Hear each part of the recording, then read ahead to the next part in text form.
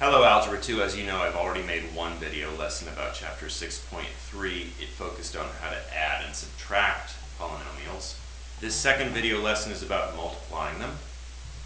The first topic out of chapter 6.3 that has to do with multiplying talks about the FOIL method, and that's something that I've covered in a previous video, and we've certainly already covered even on the midterm and on previous exams. So I'm not going to spend a lot of time walking you through this first example. You should be able to see why these two binomials, when multiplied, turn out to be this answer. Hit the pause button if you need to see the steps broken out.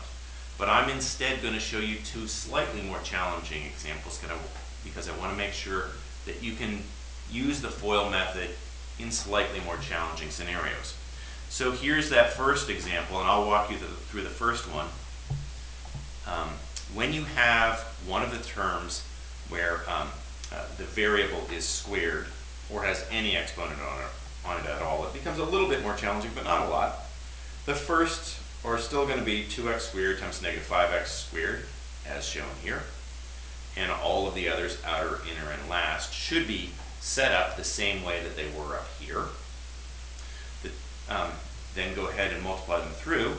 2x squared times negative 5x squared, the 2 and the negative 5 multiply to make negative 10. Do remember your rules about exponents from chapter 6.1.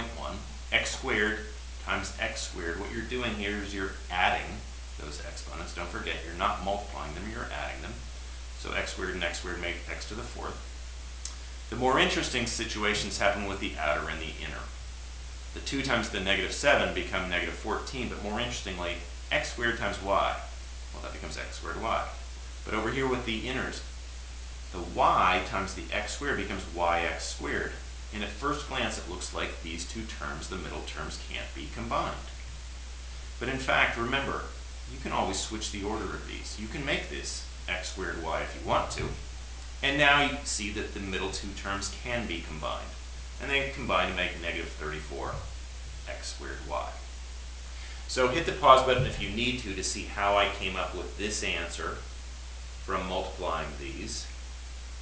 But if not, or whenever you're ready to go ahead, here's a similar question, and I want you to hit the pause button, work your way through this, and I'll show you the answer.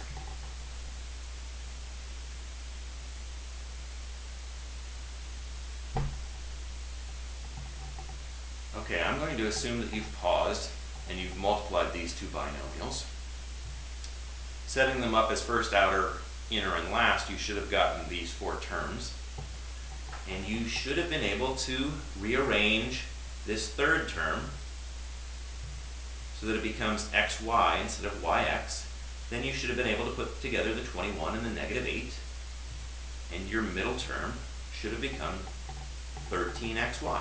So this in the yellow here is the answer you should have ended up with when multiplying these binomials. If you didn't, or if you have any questions, bring them to class tomorrow. Hit the pause button if you need to study how I built this. But I'm going to go ahead whenever you're ready, follow along, and move to the next example. This is taken straight from the textbook. Examples 3 and example 4 from the textbook talk about multiplying other kinds of polynomials besides binomials and techniques besides the FOIL method. Example 3 talks about how to do it when they're laid out vertically. Now remember, you can always choose to set them up vertically just like this if you want to. This looks like the type of problem that you ended up working on when you were learning multiplication back at the end of elementary school. And just like at the end of elementary school, the first thing you're going to do is multiply 3 times each of these terms.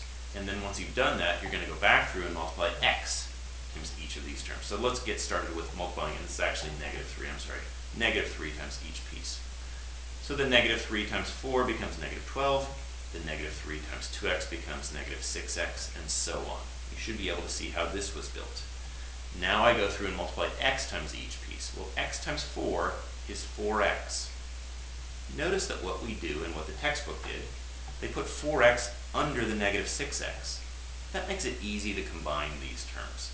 So x times 2x, for example, which becomes 2x squared, goes under the 3x squared, and so on down the line, so that it's easy to add them up.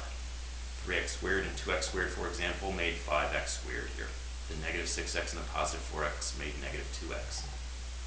Once you get to the point where there isn't any other possibility of combining the terms, you're done. And this is the final answer for multiplying the two polynomials you were originally tasked to work on. Before I get to example 4, I want you to try a similar problem. This is slightly more challenging. Hit the pause button. When you come back, I'll quickly walk you through the answer, and you can see if you got the same as I did, or if you see how I got my answer if you didn't.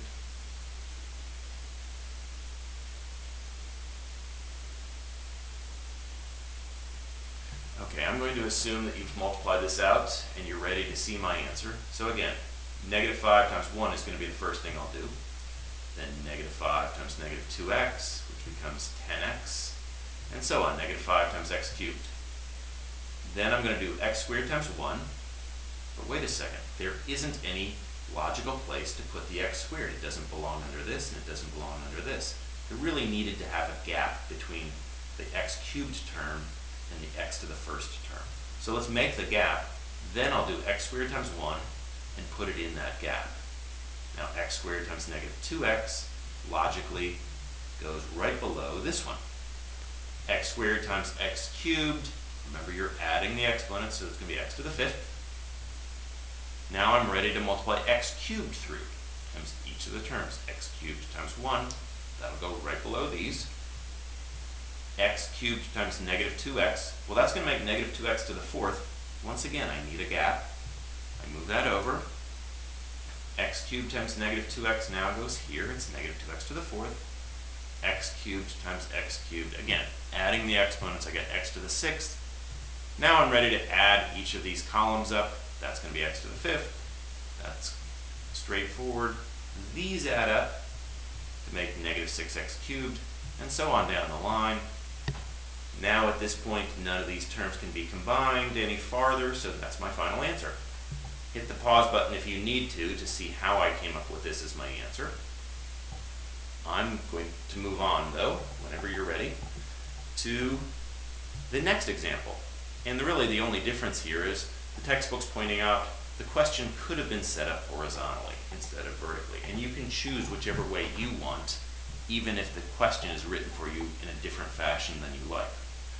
So here's horizontal.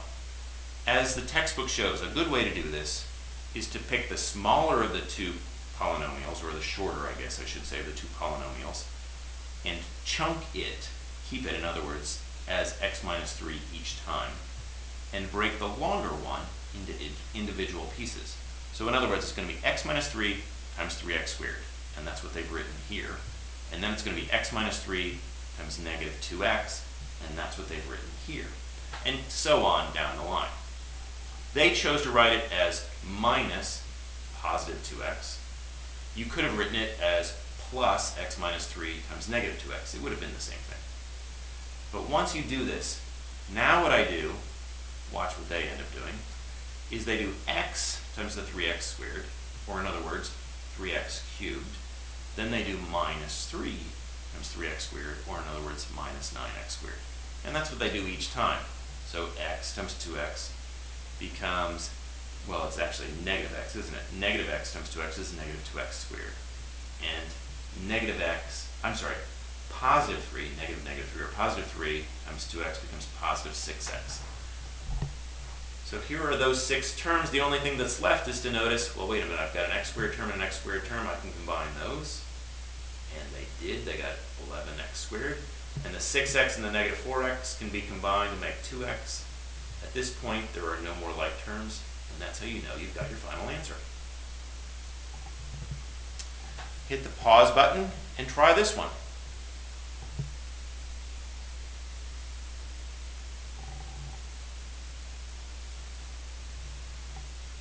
Okay, I'm going to assume that you did that. This time I'm just going to go straight to the answer, which is here in yellow. You're welcome to hit the pause button and walk yourself through each of these steps, but all I've done up here is mimicked the steps that were shown on the previous slide with the example straight from the textbook. So if you have any questions, come into class to see if you need some clarification on how I got this answer. When you're ready, we're going to move on to the next example. Okay, and that's multiplying three binomials. I'm going to go through this kind of quickly. When you have three binomials, what you ought to do first is FOIL the first two, and that's what they did. Then you've got a trinomial times a binomial. You can choose to multiply it vertically if you want. The textbook chose to keep it horizontal, but all it did from that point is follow the same steps that it had taught you before about how to multiply horizontally. And that's what they've done here. So if you need to, come in and ask any questions you have about the answer to example 5. I'm going to move on to the special product patterns. I'm going to have to go through this kind of quickly, unfortunately, in the interest of time on the video, but that's okay because the special product patterns really are there as shortcuts for you. And the only way to make use of these shortcuts is to memorize these patterns. So you're just going to have to study this green box out of the textbook. I'll show you each of these examples. They do a nice job of giving you, first one is a fairly straightforward example, actually as is the second one. This third one though is a little bit more interesting, but it's really the same as this idea of a minus b squared. Let me just quickly talk about this one. A minus b squared, well, 3t squared is taking the place of a, and negative, or 2 rather, is taking the place of b. So what happens, just like they say here, first thing you do is square the first term. So I'm going to square 3t squared, that becomes 9t to the 4th. And on the far right over here, I'm going to square the last term, which in this case was 2, and that became 4. But in between, what I have here is the a term times the b term doubled. So it's 3t squared times 2, or another 6t squared doubled, which is 12t squared. Notice that the only difference between this example here and this example here, or this pattern here, I should say, and this pattern here, is that when there's a plus sign, this middle term is positive. When it's a minus sign, this middle term is negative. Other than that, these two patterns are identical. The cube of a binomial is a pretty challenging pattern to memorize, I have to say. And I sometimes wonder whether or not it's worth memorizing as opposed to just multiplying it out as 3 separate binomials. If you can memorize this, great, and here are some examples that illustrate what the answer would look like, but I'm not sure that you necessarily need to do that. Notice that the textbook does at least walk you through examples that emphasize each of those patterns. So example 6 matches up with this pattern, and I'm not going to walk you through all of example 6. It's in the textbook. Example 6b, this one, matches up with this pattern. Again, I'm not going to walk you through all of that. I apologize, I just don't have time in the video. In example 6c, this one, ab plus 2 cubed, well again, this is a binomial cubed, so it matches up with this one. And you'll notice that this pattern here is actually reflected in the result here. If you're not sure how, or you want me to walk you through it individually, I'd be more than happy to. I can do it out on the board for the whole class if everyone in the class would like me to do that. But in the interest of time in the video, I'm not going to go farther with it here. So I will give you a single sheet that illustrates each of the special product patterns as they're laid out here and gives you some examples that are challenges for you. But in terms of the video lesson at this point, I do have to stop it here and invite you to come into class with questions.